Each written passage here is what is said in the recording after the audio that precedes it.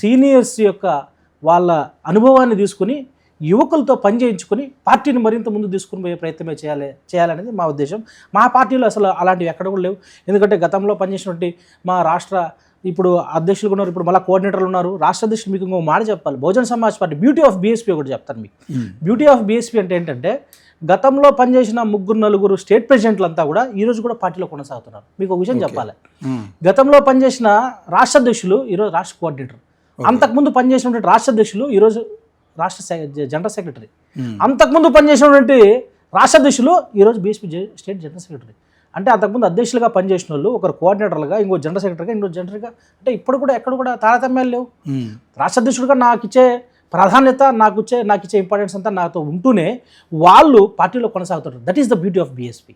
కాబట్టి ఈ సీనియారిటీని అదేవిధంగా యువకులని కూడా వాళ్ళు కూడా చాలా సంతోషం వ్యక్తం చేస్తూ ఉన్నారు. యువ నాయకత్వం వచ్చింది, పార్టీని నడిపించాలని చేస్తారు. కాబట్టి అది బీఎస్పీలో అట్లాంటివి తక్కువే ఉంటాయి. కాకపోతే పార్టీని మరింత అంటే సీనియర్స్ ప్లస్ జూనియర్స్ ఇద్దరి యొక్క భాగస్వామ్యంతో పార్టీని ముందుకు తీసుకొని వెళ్ళాలనేది నా ఉద్దేశం.